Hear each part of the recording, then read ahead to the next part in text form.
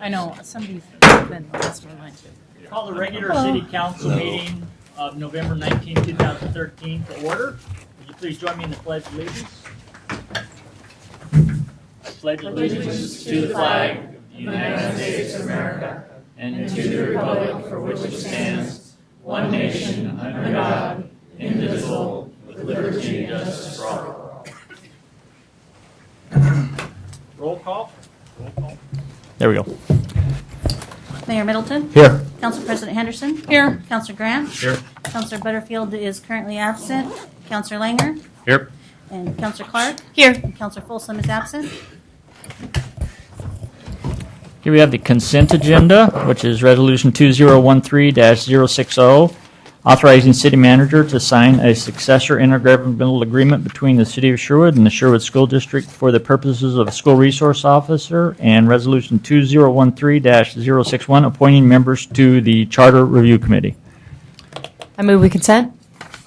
Second. All in favor? Aye. Opposed? None. The first thing we're going to do tonight is give a presentation. And that happens to be to Santa Claus. Julian, where are you? Julian. I don't know if anybody, well, everybody knows Julian. I guess who doesn't know him. But he's given so many hours, not just to being Santa Claus, but also to the Robin Hood Festival. He's a magician. He does everything with the kids around here, and he's just done it forever. It's going on 30 years, actually, he's been doing it. And he always comes to the Winter Festival, and it's always been a lot of fun. Julian's great at it. Unfortunately, health issues. He's doing much better, though. Still looks the same, but that's Julian. And he has a lot that he's heard over the years as Santa Claus, but he can't let anybody know because it's secret, and they've all got their wishes. At the same time, he's King Richard, and you always are in the parade, and I expect you're going to do the knighting still, maybe. We don't know, probably. And it's he also is the wizard, but now how do you do the wizard anymore during the Robin Hood Festival, do you? Come on up front. Come on up. Sit down. I don't bite. Yeah.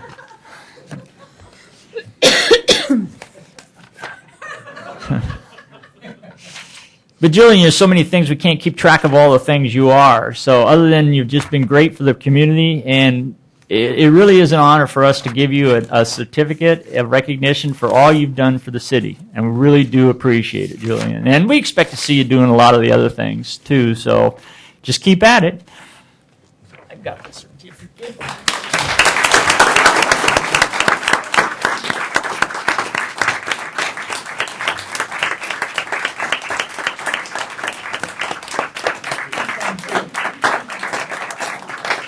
Can we get a photo?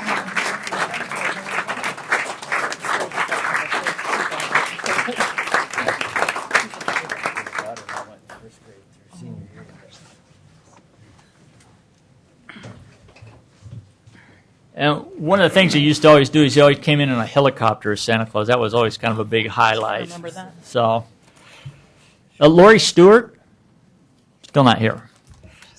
Okay, the next presentation is going to be, this is the Human Rights Proclamation. It's whereas the General Assembly of the United Nations approved the Universal Declaration of Human Rights on December 10, 1948, declaring the recognition of the inherent dignity and the equal and inalienable rights of all members of the human family for justice and peace throughout the world.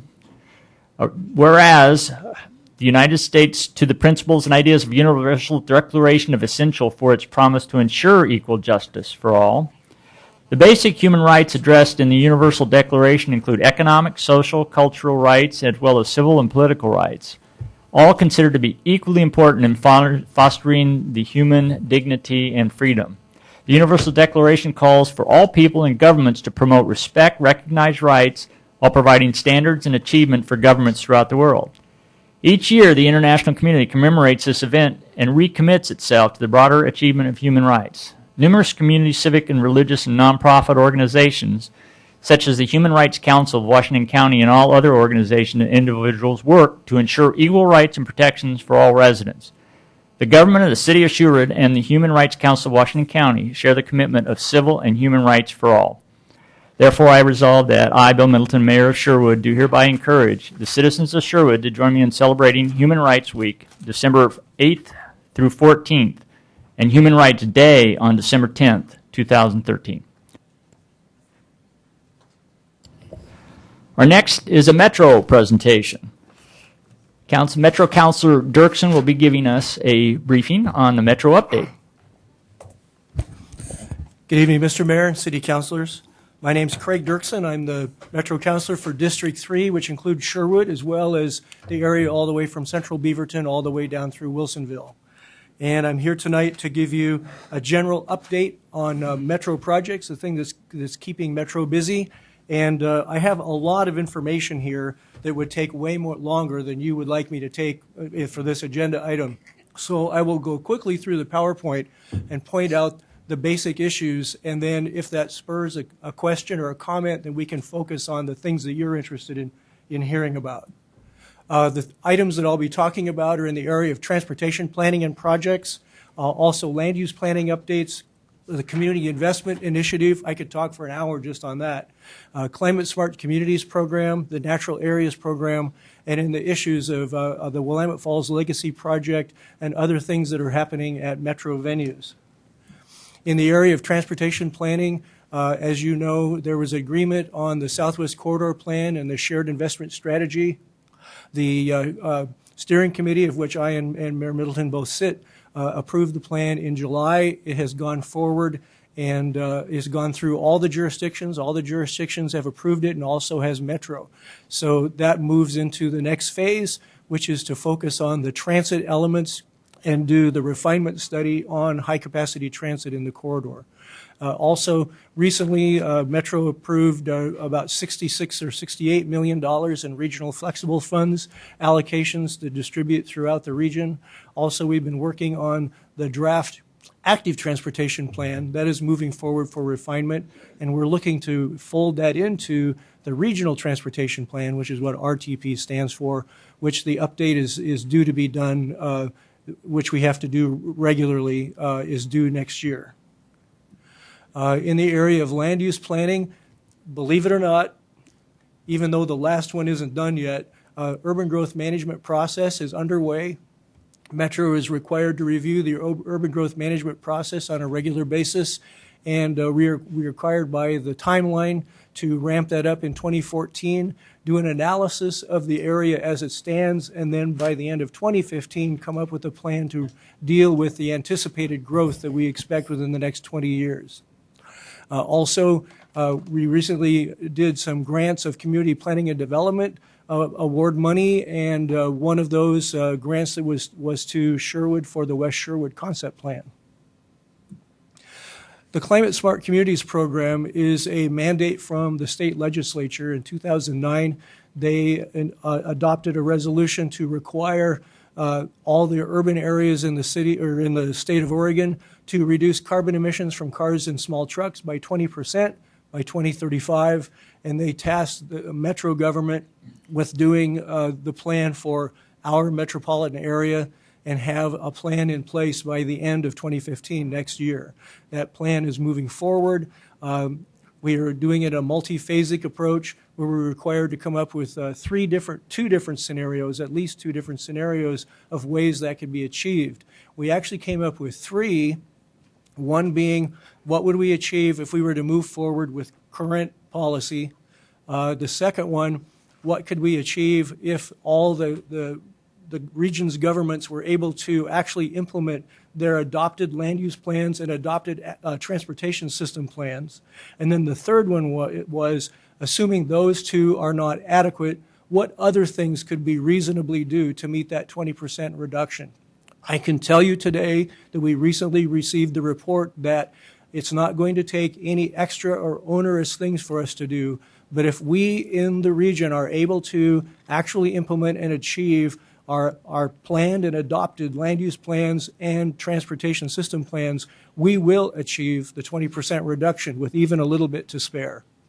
That doesn't mean that that is automatically going to be the plan.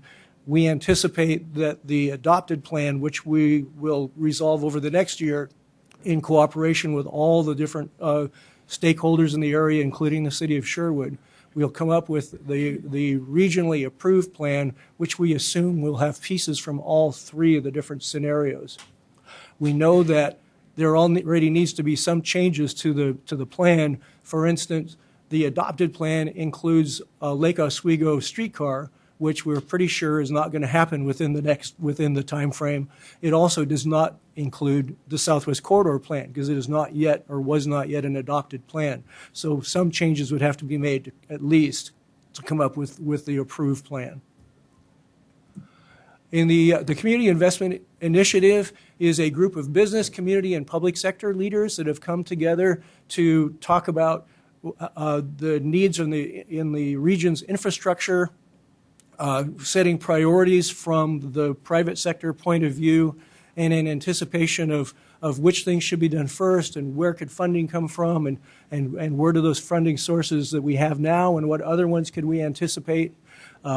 They created and developed a strategic plan this last summer, and they are recommending that we create something called the Regional Infrastructure Enterprise, which would be a group, a council, if you will, that would be made up of members of the private sector, the business community, would also have non-voting members probably from Metro and the Port of Portland, because that's where the public funds would come from. And to be able to use public funds, you would have to have representation from those public bodies on there as well. That's all still in discussion. It's up in the air as to exactly what's going to happen, but the process is moving forward. I think this has the potential of creating the kind of partnership between local government and the local business community that can really put some strength and power behind the need for infrastructure improvements and how to accomplish those. As you may know, Metro has a natural areas program. We had 2 bond measures to raise money to purchase parks and open space land. And then last year, we passed a 5-year levy that would give us operating funds to do improvements and restoration for natural areas across the region. A lot of the areas that we've purchased, there's no public access. Many of them are environmentally degraded with invasive species and whatnot. This money, 5-year levy, about $10 million a year, if we get what we expect we're going to get from it, would give us money to work on those areas and provide like public access, parking, trails, and then do cleanup and environmental improvements to the areas as well. Also, some of the money will be set aside for conservation education and restoration for local parks providers as well. So we are seeking applications from local parks providers and other groups that would qualify for those conservation education and restoration grants. I would encourage the city of Sherwood to look into that as well. The Willamette Falls Legacy Project, this is an exciting thing that even though it's basically in Oregon City, it really has something that has regional ramifications. The Willamette Falls is a regional asset that has never been very well utilized for the last 100 years. Unless you worked in a paper mill or were a steelhead fisherman, you really didn't have an opportunity to even see this falls, which is actually the second largest falls in North America by volume, exceeded only by Niagara Falls. And if this could be turned back into an area where we could have access for public to view it and enjoy it, have some open space, and redevelop the area around it where the paper mills were standing, and turn that into back into part of Oregon City's downtown and make it a vibrant commercial and residential and mixed-use area that would include access for people. It's very exciting. The city of Oregon City is taking the lead on that with help from Clackamas County, but Metro intends to be a minor partner in that as well, because we can use some of our open space bond measure money to purchase open space to ensure that we do have public access into the area. Very exciting. I would encourage people to check out the website at www.rediscoverthefalls.com and look at how that's going forward, I know that there are consultants involved that are looking at different concept plans. There was a meeting the other day with a lot of the members. Councilor Collette from Metro Council was at the meeting, and she said that the proposals that are being put forward by the consultant are very exciting, and everybody's very enthused about it. An area of Metro venues, you may know about the Oregon Convention Center Hotel discussion that's going on, the idea of a 600-room hotel immediately adjacent to the convention center. At present, the convention cannot hold, or the convention center cannot hold large conventions because there are inadequate hotel rooms, particularly close enough to be considered an anchor convention center hotel. And presently, the convention center generates somewhere between $110 and $130 million in direct business benefit to the region from people coming to conventions, aside from the income that Metro actually gets from them using the facility. Just the local businesses see that much. We anticipate with the kind of larger conventions we could get with this kind of a convention center hotel that figure could easily increase to $500 or $600 million a year. It would create a lot of new jobs, both for the construction and then to operate the hotel as well. And so we think it would be a real boon for the region right around the convention center, but also for the entire metro area. And I would be happy to answer more questions about that as well. The Oregon Zoo, we've won 2 national awards this year. We won 1 last year. It's very unusual for the same zoo to win awards from the International Zoo and Aquarium Association 2 years in a row. And we're very proud of our zoo for the things they've accomplished. And we also have a zoo bond that's to raise money to do construction at the zoo. And at present, we're working on the Elephant Lands exhibit. Our current elephant exhibit, of which we are internationally famous for our elephant program, is currently about 1.25 acres, as our zoo director puts it, if you count every closet. And when the new one is done, that will expand to about 6 acres and provide much more open habitat and choices for the elephants to roam. They would have multiple different areas they would be able to go to, and also enhance the viewing opportunities for people going to the zoo.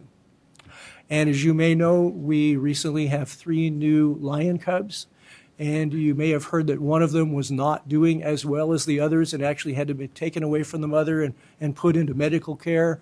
That cub is now back with the family, has been introduced back into the pride, and is doing very well. She's still smaller than the others, but I understand when the cubs are fighting over who gets to eat next, that she's winning as many battles as she loses. So it's good to hear that health-wise she's doing better.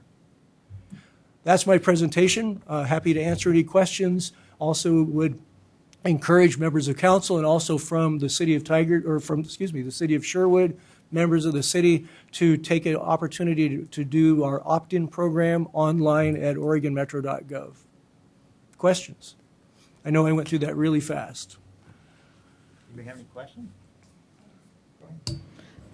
Councilor Dirksen, so Yes. when you talk about the rediscoverthefalls.com Yes. website, who's running that website? I believe it's, I think it's the city of Oregon City. Oh, okay. And so the intent of that project is to try to redevelop the land that's on the east and west side of where the falls disperse? Primarily, Is that we're correct? talking about on the east side, on the Oregon City side. Oh, okay. I know the city of West Lynn has some plans for the area on the west side as well, but that's a separate process and project. What we're talking about for this legacy project is the site of the Blue Heron Paper Mill on the Oregon City okay. side. I interviewed many years ago at the West Lynn, used to be called, I think, White Paper or White. Yeah, and it was a 100-plus-year-old mill, and you could walk right out to almost where the falls, I'd never been that close to the falls before, and it was beautiful and frightening all at the same time. And I never forgot it. But, that's such a unique view spot to see the falls. You just can't get any closer except on those private properties. So Most people don't realize or think about it that the Portland area is actually a tourist attraction. People come to Portland on vacation, believe it or not. And we think that the falls itself could actually create more tourist interest and encourage more people to come visit our region. Sort of like Niagara. Kind of. Probably not as great as that, but Probably not, yeah. But I know Councilor Clark and our children have been on a cruise up to the falls, and it made a huge impression on our youngest, who are 10, about, sort of the magnitude of that, natural area, I guess. So thank you. you're welcome. Anything else? All right. Thank you. You're very welcome. Thank you very much for having me tonight. Our next order of business is going to be public hearings. Resolution 2013-062, adjusting solid waste collection rates. Joe Gall. Mayor and Council, I'm going to introduce this resolution, but I'm going to have Chris Bell from Bell & Associates come up and answer any questions about his rate review. This resolution, if you adopt this evening, would adjust our solid waste rates as of January 1st, 2014. Your current rates were enacted largely in 2009, so it's been a while. We had a work session back in October with the council to explain this, and Chris was there to go over the review and why a rate adjustment is necessary at this point per our code. So with that intro, I'm going to turn it over to Chris, if you can go from there. Thanks. Thank you.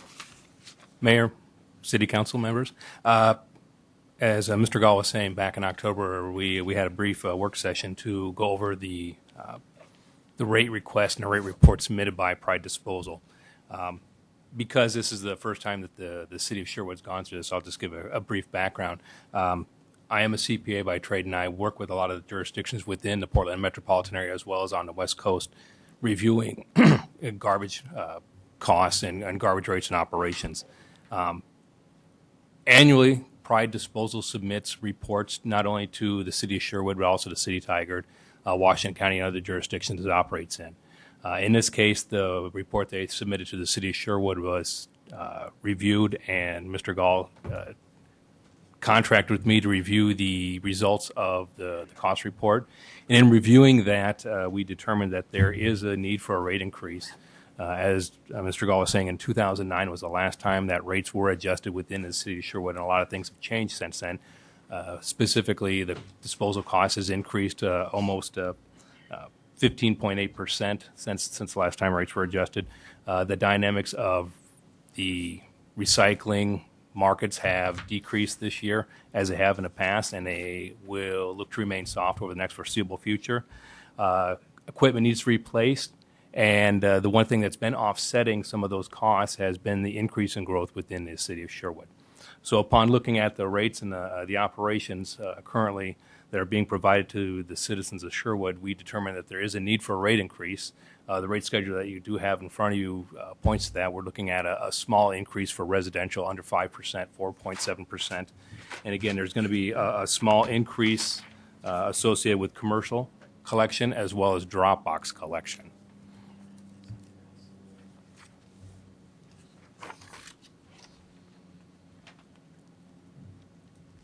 I'm sorry, what? Do you have any of this data that you could put up there? No, Okay. sorry. Okay. So with that, if there were any questions, any follow-up questions from the past presentation I made or tonight, I'd be happy to answer those. Or if you have questions specifically related to the operations, Mr. Leichner is here from Pride Disposal, as well as Ms. Leichner from Pride Disposal. Any council questions?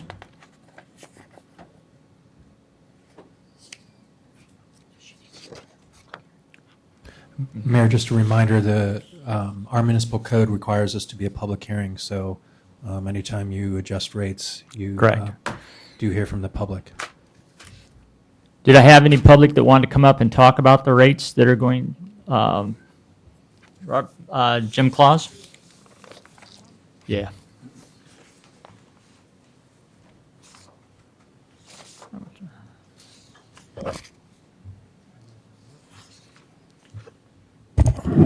Robert James Claus, 22211 Southwest Pacific Highway. I think you all understand that the garbage moves out of here and then by and large moves to Arlington, where there's a large landfill. Now, Arlington did a number of things to try to cut costs. They had the brilliant idea that they were going to take that 5,000 feet of lava up there and turn it into gravel. They were going to take barges up, garbage, and then they were going to bring back gravel. And then they found out they were in the Confederated Tribes waterway. And even Gordon Smith's eloquent presentation fell on deaf ears. But why do I start out telling you that? Because if you take the time to go to Arlington, you're going to see a very surprising thing. That is changing and expanding. We're not. First of all, this is a franchise. And I dislike franchises because they're monopolies. And anytime you have a monopoly, you have somebody padding their pocket. They can talk all they want to. Even in New York, my beloved unions had to give up the garbage collection to waste management because of the too much scratching political backs. And we've had that here. And we have never put this out to bid and asked for anyone to come up with any system that lowers the rates. And we make fun of Newburgh 20 years ago, and Newburgh has just turned us on our head. They've done such a better job of developing that town than we've done. It's pathetic. But the first thing they did have a collection center. Why can't you have a collection center? You charge for it, then it goes to Arlington, then it's disposed in Arlington. Why do you have to give somebody the right to collect this, then collect these exorbitant monopolistic fees? I know they never overcharge. I heard Dave Lumen say, there's $4 million I'm going to put in your broken broadband system. I'm just doing it for cost plus. It was the plus we all worried about. And that's what happens. And I never hear anybody having any idea in this town about holding down costs. Look at your water rates. They're absurd. California has better water treatment than we have, and they have typically 50 to 10% of our water rate. We have Bull Run, and we're over Bull Run. Then you look at garbage. You've got exactly the same situation. Why don't you have a transfer station here? Get somebody to bid on it. Let the citizens that want to transfer over there transfer as they do in Newburgh. And why don't you stop the collection? We keep talking about want to do these things. We keep talking about cost.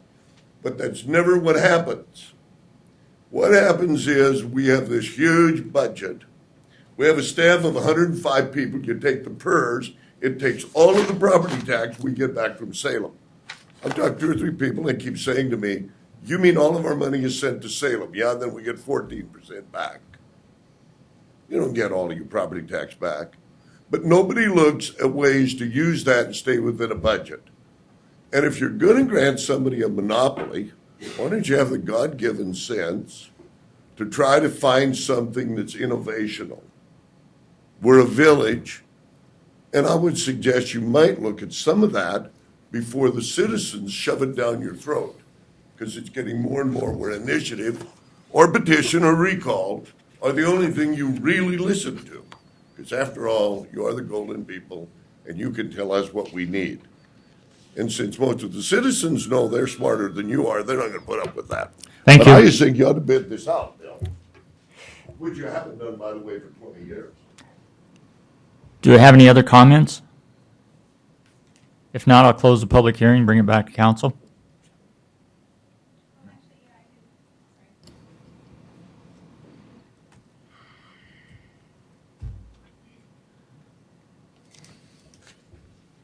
I have a form too. I have another one.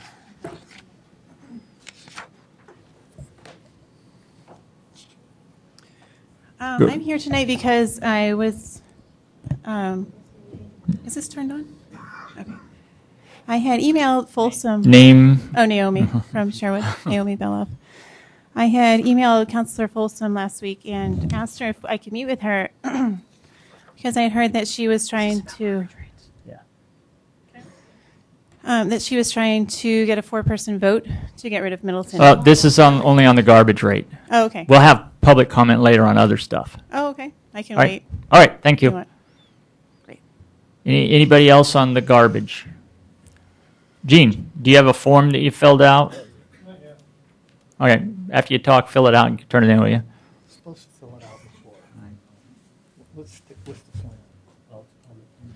plan. Eugene Stewart, commercial resident here in Sherwood, office across the street. Also have an office in Portland. And when I compare garbage rates between Portland and Sherwood, I think we have it pretty good out here. That they seem to have done a good job compared. We pay about $70 every 2 months. Here we pay about $22. We do have maybe the smaller container out here than what we have in Portland. We also get a lot of surcharges for fuel and other things on our garbage bills. So I don't know. From what I see, from where I sit, the commercial side, if he can do it for that, I think it's a bargain at this point. Thank you. Thank you. Any more? Okay, I'll close the public hearing and bring it back to council.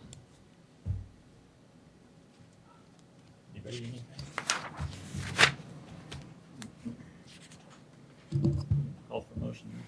I'll move we adopt Resolution 2013-062, a resolution adjusting solid waste collection rates. Second. All in favor? Aye. Opposed? No. I vote no. The next ordinance is 2013-008, amending the municipal code to add Chapter 9.54, regulating camping in areas open to the public. The public hearing on this was closed already, so it's back to council. Any comments from council? Want to call for a motion? Oh, wait, yes, you have to read that. No, there's no council comments on it. Just roll call. Roll call. Don't need it. So do we have a motion to read, caption, and adopt? I make a motion we read, caption, and adopt ordinance 2013-008, an ordinance amending the municipal code to add Chapter 9.54, regulating camping in areas, open to the public. Do we have a second? I'll second. Second, thank you. Ordinance 2013-008, an ordinance amending the municipal code to add Chapter 9.54, regulating camping in areas open to the public. Counselor Clark? Aye. Counselor Langer? Aye. Counselor Butterfield? Aye. Counselor Folsom is absent. Counselor Grant? Aye. Council President Henderson? Aye. Mayor Middleton? Aye. Thank you.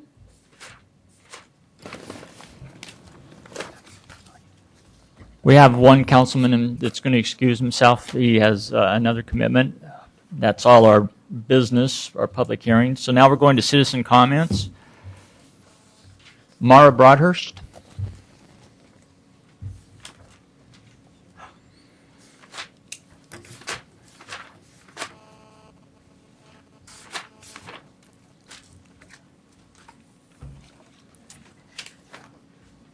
Mara Broadhurst, 28440 Southwest Lad Hill Road, Sherwood, Oregon. We own about 4 acres of general commercial land next to the Elks on 99W. My topic of comment is Cedar Brook Way. The 4 acres was part of a larger 10-acre piece, the remainder of which was zoned residential. We brought Renaissance Homes to Sherwood to build on the top part and assumed the burden of the commercial land.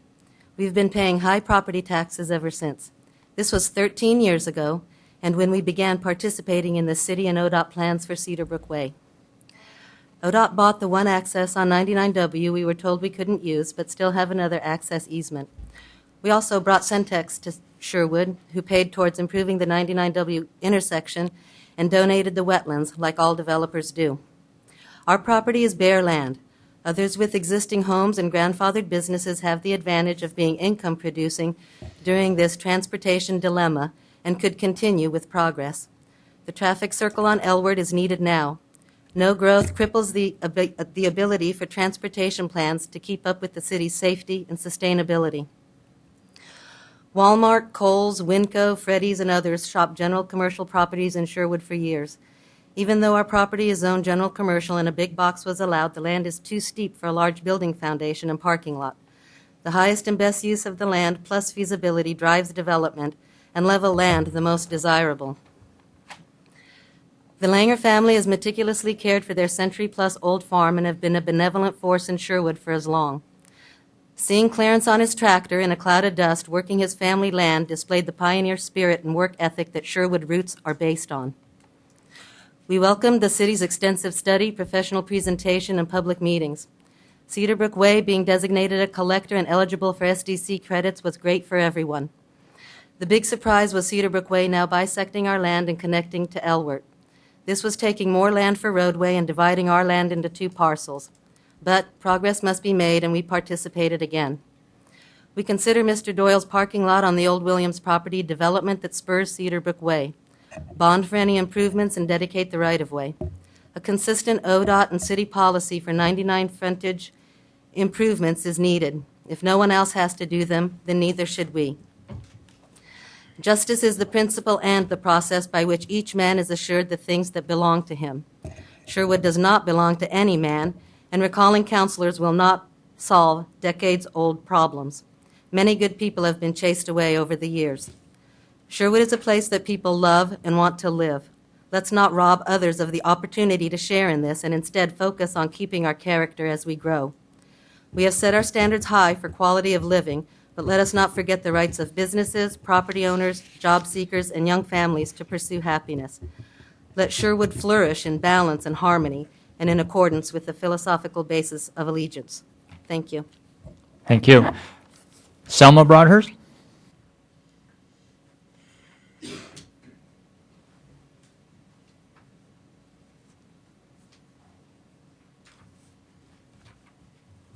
Good evening. Selma Broadhurst, 21786 Southwest Sherwood Boulevard, Sherwood. I have no script in hand. I have no arguments.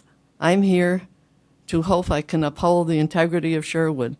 And as your current Citizen of the Year, I feel duty and obligated to come and at least speak before the council one time. I am really very tired of the bickering. I don't like being constantly accosted by the bickering, and I think the resolutions before us can be resolved in a more amicable way. Now, I qualify myself to speak because my academic and professional career, I'm an organization behaviorist and an industrial psychologist of some note. I've received many citations.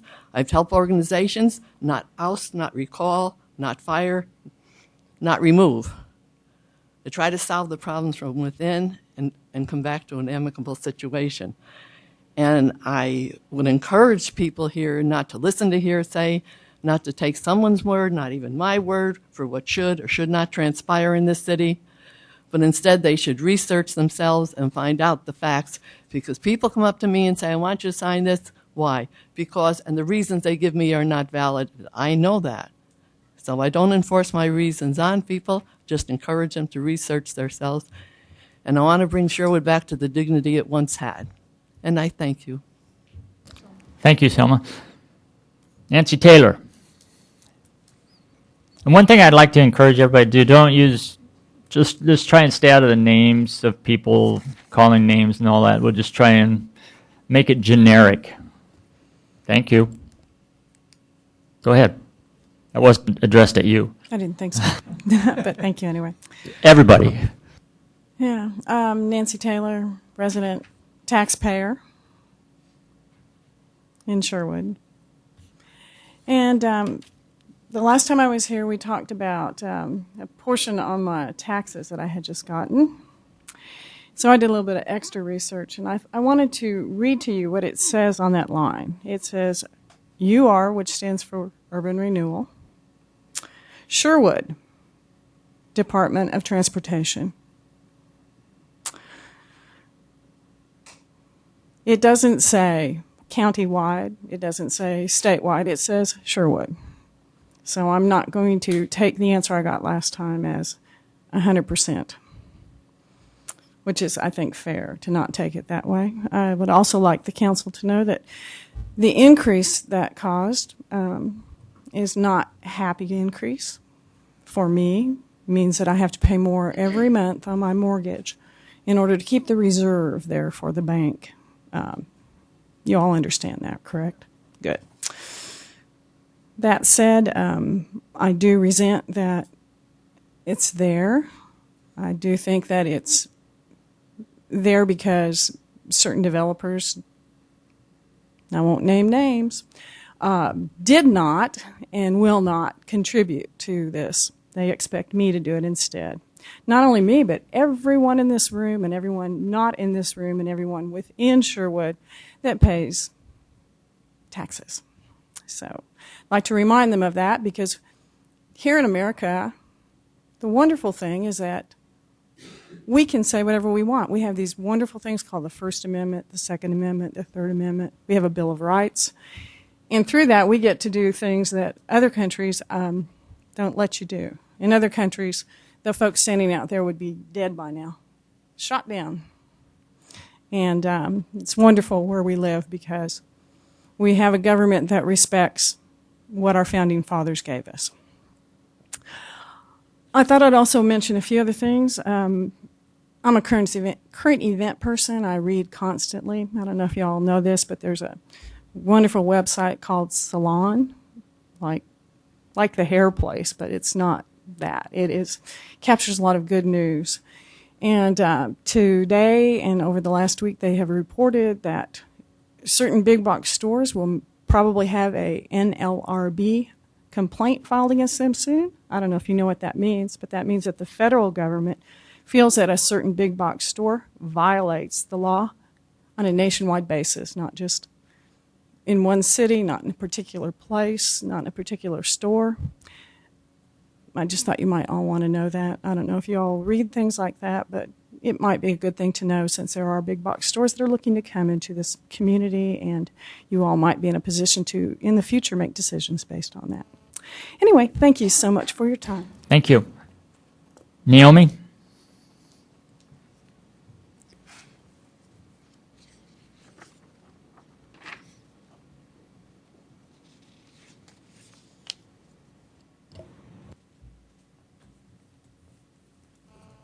Hello. So my name is Naomi Belov. I live in Sherwood.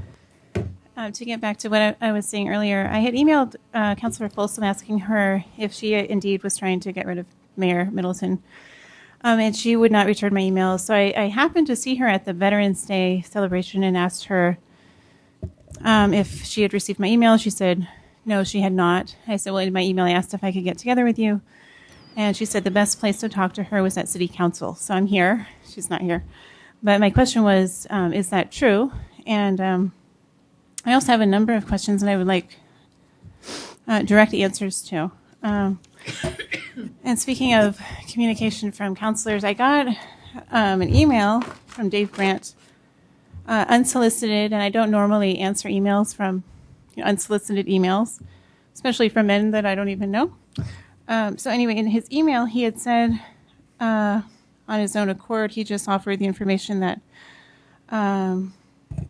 he said he has a business which I'll just read a little bit here. He said, my largest market segment is food processing, so I sell to customers like ConAgra, Kettle Foods, and Norpac. So my question is, I'm wondering if he has any connections to the new development and if he has any contracts with it. I would like to know that. Just curious. And that's the Langer development. And also, I noticed in the Urban Renewal Binder, there's a page missing now in the public record, which was about the date on which you all voted for $500,000 to go to the Century Drive extension. Could you find that public record for us? Yeah, staff can find that for you. Okay. And did Matt Langer and Dave Grant both vote yes for that? Because I remember seeing that they had. And I have a few questions for Ms. Blum. How many employees does the city of Sherwood have? I'd like an exact number. And what is the average salary of each one? And if you could, I think in our budget we should have listed exactly how much each person earns. And how much is the average PERS per person, per employee, per year? And how much does each employee receive in other benefits, such as education, take-home vehicles, their mobile phones, their gas allowance?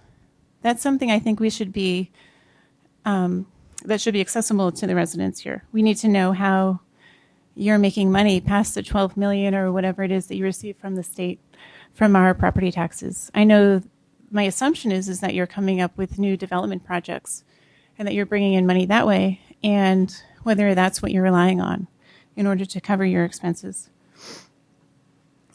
And I would just like to ask that if Mr. Grant does email me, that he does so, I don't know where he's gone to, but from the city email account and not from his personal email account. And I would assume that's the same for all of the counselors. Unless, I mean, I know them and I'm friends with them. I think that's a little inappropriate. So that's what I have to say tonight, and thank you. Thank you. Julie, you can get back with her on that information, correct? And when's the next budget meeting? Do we know? Either December or January. Okay.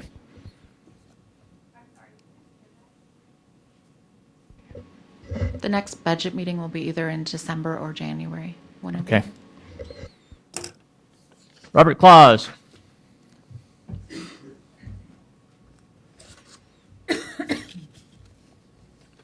Well, Robert James Claus, 22211 Southwest Pacific Highway. I thank Mara Broadhurst for bringing up a subject I think you'd better start monitoring pretty carefully, and that's your so-called east extension of Cedarbrook Way. Now, there's always squawks about government. Either you don't like what the elected officials do, or they don't like it when you go after them. They transfer enormous resources. Now the cost of building, you go out and look at a building, 50% of the cost of that building is government fees and regulations. Now the question is, what benefit do you get from it? But let me tell you this, you've taken those costs off, and you've given an advantage to that person of giving the land away.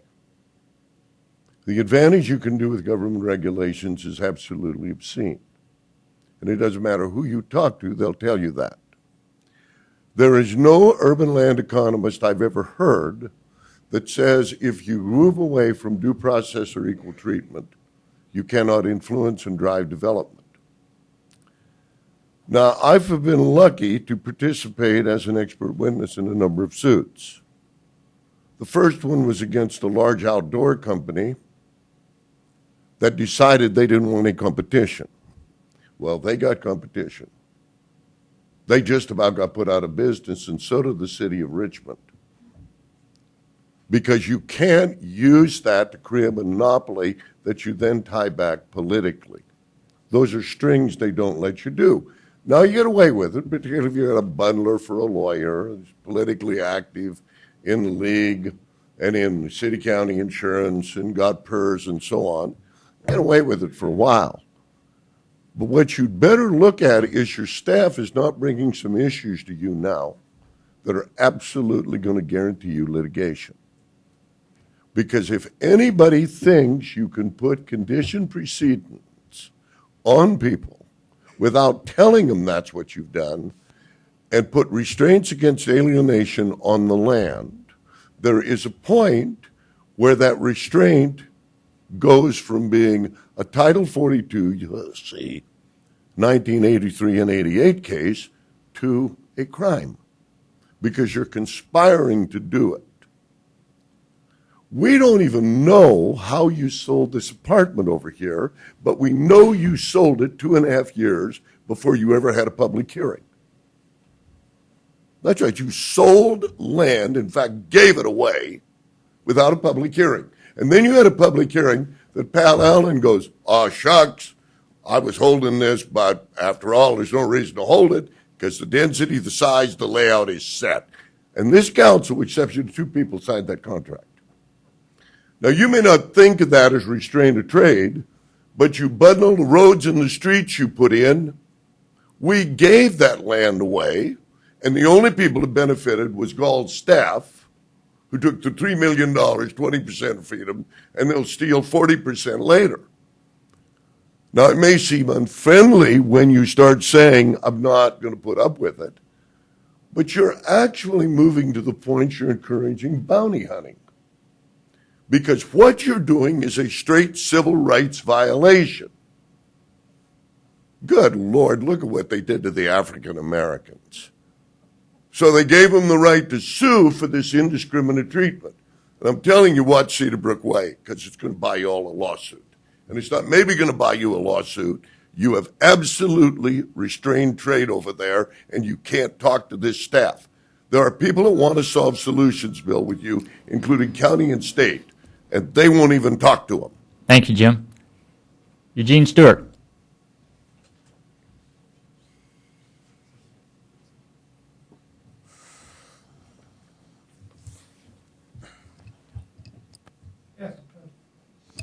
Eugene Stewart, talk to you a little bit about the Sherwood Senior Center. I know that you're in the process of doing an agreement with Meals on Wheels, but one of the things I see that is lacking is that the city has no goals or policies for the senior center. And I've mentioned this before, but it seems like we need to sit down and set those, find out from the people who are using it what they want. It's kind of hard for me, and I don't know the negotiations between Meals on Wheels and the city of Sherwood. It's been probably kind of limited with not too much input before the negotiations started as to where are we, what can be improved, what has been done better, so that is it when you as a council pass judgment on this agreement that comes up, what basis do you have for deciding whether it's a good agreement or a bad agreement? And I think we need to take the time and find out what the needs are. Then you can set goals and adopt policies, and then you can negotiate the contract. Because as it is, as it's going to be presented to you at this point, I do not believe the city has any goals or policies they can point to say this is a good agreement or a bad agreement. So I would just encourage you to direct staff to maybe go forward and have a more open discussion about the needs for the senior citizens, what is being accomplished, and what can you do to help them in the future.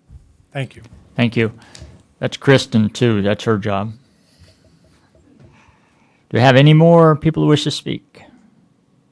All right, next we have city manager and department reports. First, Mayor. One more person that's filling a form out. Come on up, just finish filling it out. And Mayor, I think after the testimony from the public, council comments is next on the agenda. I get to go last, so. Trying to pass everything. No problem.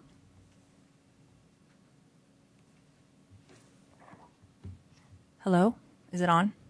Okay, Patty Spring, 20488 Southwest Lavender Place, Sherwood. I'm here tonight just because I have a few concerns. All right, first and foremost,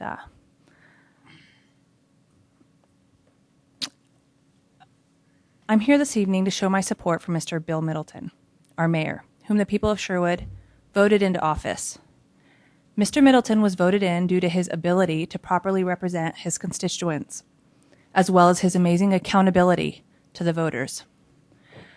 Accountability for some is a difficult noun to wrap their spoon-fed, gold-digging minds around. To run for a city council seat unopposed must be ever so satisfying. The people are asleep. An alarm was sounded on May 6th, 2013. The Sherwood Town Center Walmart alarm. Justifiably so. An ever so concerning dream killer was coming to town on the backs of a family that had much to do with the founding of the city we call home, Sherwood. The residents had been duped. Who do we trust? This is ever so unfortunate. This lack of accountability has corroded the public's respect for the majority of this council. Concerning is the continuance of the cronyism style of attitude that has blanketed the Sherwood city-paid staff and volunteer council. Good old boys, no more. Good old boy is an American slang term that can have both positive and negative meanings, depending on the context and usage. The term can be used for well-socialized men. If a man is humble and well thought of, he can be referred to as a good old boy. It is commonly applied to men with a family or a generational wealth or prestige, or overall morale and trustworthy behavior. Sherwood is dealing with nothing more or nothing less than a deep-rooted case of cronyism. Fool me once, shame on you. Fool me twice, shame on me. The city of Sherwood residents have been fooled, and we're here to make sure it doesn't happen again. Finally, I'd like to state for the record, remember why this entirety has truly begun. Why so many of the local residents have their hands up in disbelief, sadness, and frustration. Walmart was given quite the welcome mat, not on behalf of the residents, but on behalf of particular councilmen and women, as well as by city staff. This is such a shame. Balancing a budget both efficiently and humbly seems like a better option. Now we have to rely on corporate disgraceful crooked money to pay for a woe of soon-to-be bounced checks signed by the city of Sherwood. With that, the citizens are taking a stand and communicating. The citizens did not ask for this. We trusted that city staff and council would have our best interest at hand, not personal gain. We do not want Walmart. We do not want Walmart. We do not find it acceptable that so much of the zoning and rezoning, as well as the incorporation of the urban renewal, was completed quite graciously, now wasn't it, due to undeniable councilman influence. The city of Sherwood residents are watching. Thank you. Thank you for your time. Thank you. Amanda?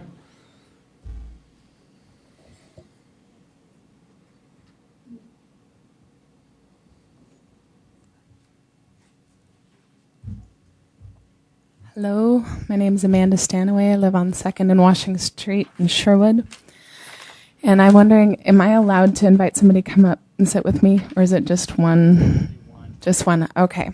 So I've been traveling since we left town on September 1st. And I went with Jen Predell, now Harlow, from Blue Plume Studio. And we traveled leaving Sherwood, Oregon, and landed in New York City on October 26th by truck. We put together an ice cream truck and traveled across the country doing performance journey and art journey. We did 55 concerts in 60 days in 13 states and communities across the United States. Both some very small and some very large. We stood on top of our truck and performed up there. We went into restaurants and into hotels, into cities, into all sorts of types of communities. I had to shop at Walmart once while I was away. I shared that with Matt Langer. I had contracted a case of ringworm in West Texas. And there was a town that had only Walmart. We were at the gas station, and Jen ran in, and by this time she had heard it all. My daughter, my 8-year-old, was traveling with us, and we were homeschooling her. And I come out of the gas station, I was like, Jen, we got a problem. She was, what is it? And when we asked where the local pharmacy was, the woman said, you mean Walmart? We went up there, and it was my first time ever. Probably my last.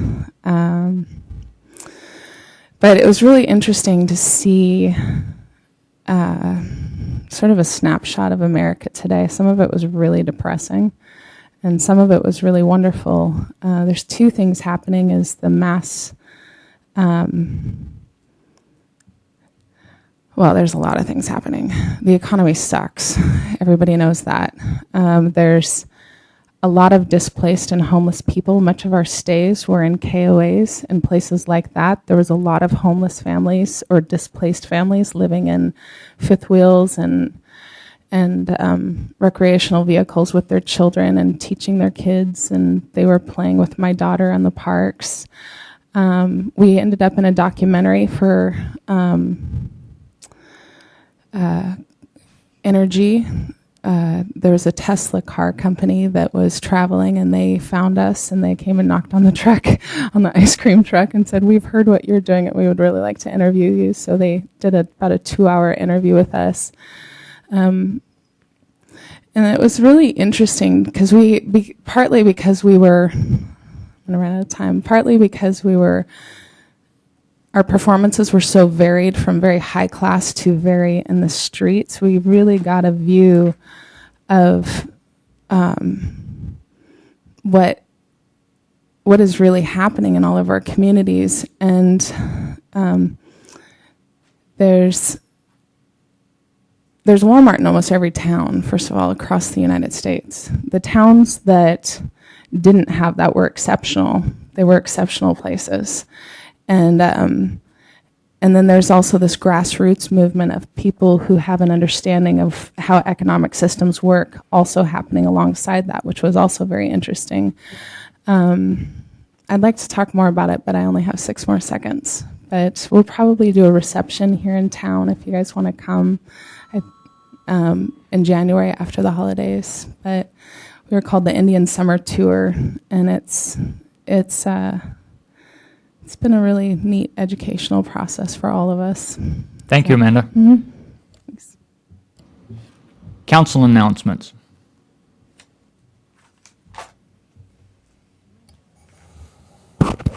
Everybody knows I'm going to announce the Bowman football team playing in the semi-championship game this Saturday. So hope to see you there. In Eugene. In Eugene. That weather was horrible. That it? I have. Were you going to do give and gobble? Okay. I might chime in. Cindy asked me a couple things.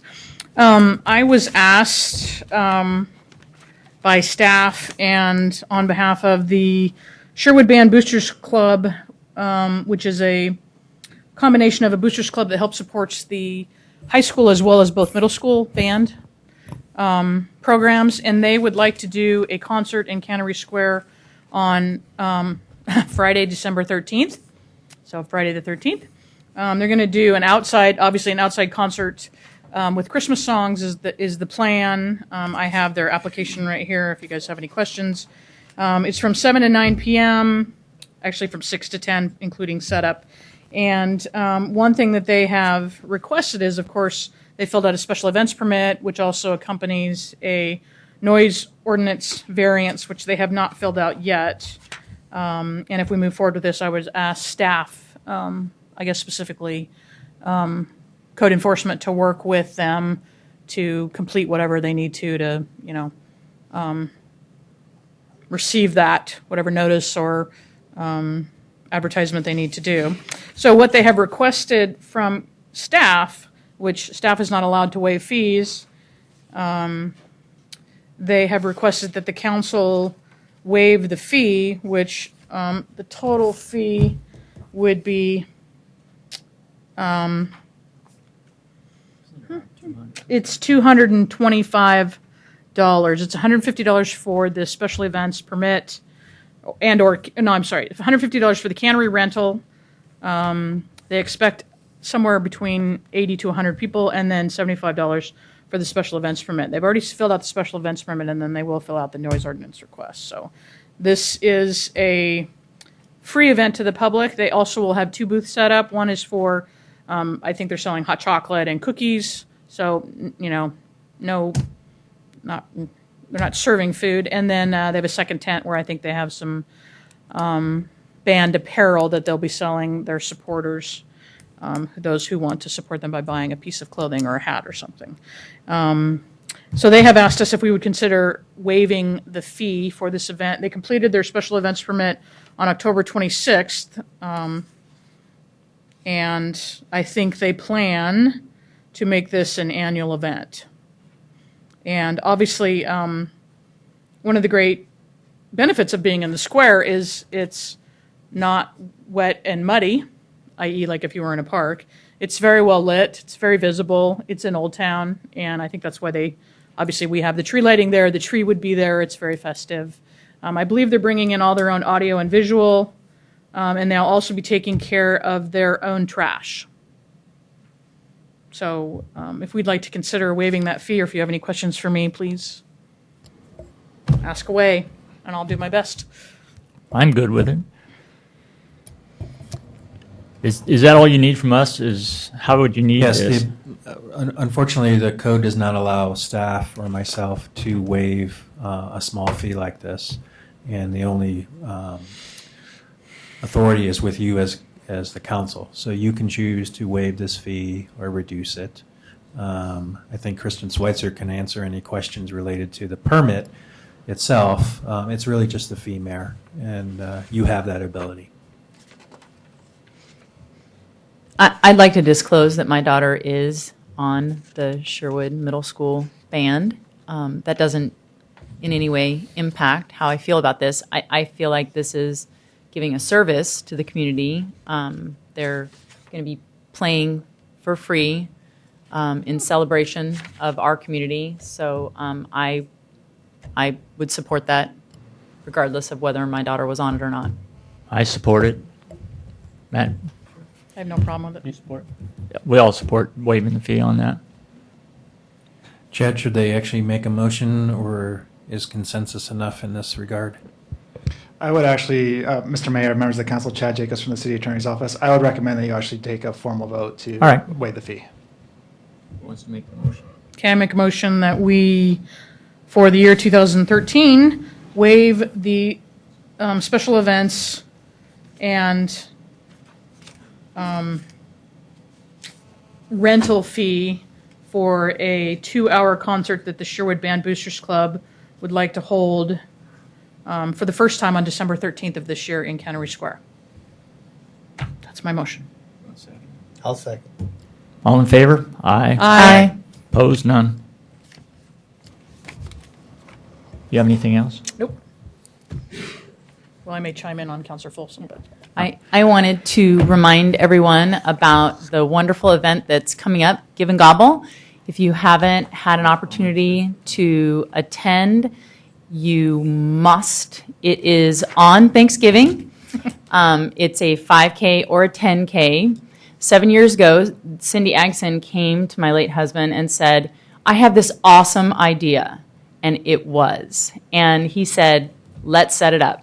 Let's set the nonprofit. Let's do it. Since that time, they have raised over $110,000 to support our Helping Hands here in Sherwood. That's the food bank here in Sherwood. And over 20 tons of food. It supports a backpack program for students who are on the food assistance program at school to be able to bring food home on the weekends. Because many of the teachers identified that some of the students that were on that program were coming back to school on Monday, and their last meal was their meal on Friday. So it supports our students and our children and our families here in Sherwood, and has for many, many years. I want to throw in that if you do not like to run or walk, I've received lots of emails from Cindy saying they need volunteers. Everybody who volunteers gets a dry fit T-shirt. If you're volunteering, I've done the volunteering when the children were very young, and you'll probably need to wear it on top of your parka because when you're standing and doing the traffic, it's chilly, but it warms your heart. So your heart is plenty warm because it is a great, fun event. They expect over 2,000 people this year. It starts at the high school. You can go online and register. You can also register as a volunteer online, and they'll give you a location if you have a location that you like. When I did it with the children, I asked for the location, because there are locations all over town in front of the park. Woodhaven. The Woodhaven Park, thank you. Couldn't come up with it there for a minute. And so the kids played, and I did the traffic cop thing, and they would pop in when it wasn't quite so busy. But it's just an amazing event, and it really, really makes a huge difference to the helping hands. Did you want? Nope, you got Okay. Oh, well, sorry. Well, the only thing I have, I want to thank the city, Joe Gall and Kristen, for really setting up a wonderful event down there for the veterans. Council President Henderson set up chairs, and My children. yeah, and Chris Anna was there, and a lot of my friends from some of the clubs I'm affiliated with came. You probably met some of them there, and there'll be more next year. We've got 2 others and possibly one from California coming up too. So it was a big event for them, and they emailed me and said they were very happy we recognized them too, because they tend to be not always recognized in a good way. So I just really want to thank everybody who came, and it was a good time, and it was much better inside. So next year I'm sure we'll have the same. And we want to thank Roses for Oh, catering Roses, for us. gosh, yes. They did a wonderful job with the They cookies made and the amazing coffee. shortbread cookies that Yes. had the flag on them. Yeah. And they fed the veterans for free because one of the clubs went over there and took over the bar after. So it worked well. Did you have one more? No, I was just going to say that it was a very, I, to a certain extent, dragged both of my children to it, but they really enjoyed hearing from the different gentlemen who got up and spoke. We also recognized the Contreras family who came, and Troyers also. Who right, lost and their son. you recognized a Yeah. couple of Oregonians who lost some soldiers as recently as this year. So I'd highly recommend anybody attending. I know sometimes it's hard on that Monday when not everybody gets Veterans Day off from work, but I wanted to thank Kristen and Roses for making it a really special event. So. We had there was about 5 World War II veterans, and each year obviously we're losing a lot of them. So they couldn't even get up this time to talk. So I thought it was great. So thank you again. City Manager and Department Roads. Mayor and Council, I have 3 quick items for you tonight. The first are a couple announcements. Your next meeting is scheduled for December 3rd. At this point, there is no agenda items. That's going to be the night of your annual Board and Commission Appreciation Dinner. At this time, we don't have any agenda items, and I don't anticipate any, but if necessary, it'll be a short meeting, but it'll primarily be your Board and Commission dinner. So, and that's for the public as well. And then with Thanksgiving coming, City Hall will be closed on Thanksgiving, November 28th, and also on the 29th, Friday. We will be closed for business for those 2 days. The last item, I just want to recognize Chief Growth, and I'm going to make sure I get this correctly. The chief just finished kind of a continuing education program. It's called the Local Government Management Certificate Program. And this certificate is presented to individuals who have completed a minimum 140 hours of training in 10 core areas that provide knowledge and skills critical for success in local government management.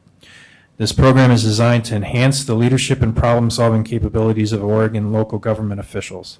Participants are offered educational sessions regarding legal issues, budgeting, governance, personnel, open meeting law, and much, much more.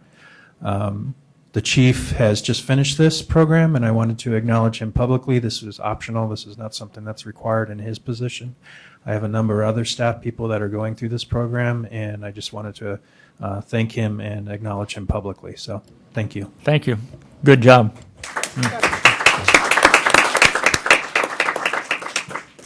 Mayor and Council, that's all I have unless you have questions for me tonight. And just a reminder, you do have a very brief URA board meeting. So This council meeting is adjourned to the URA Board of Directors meeting.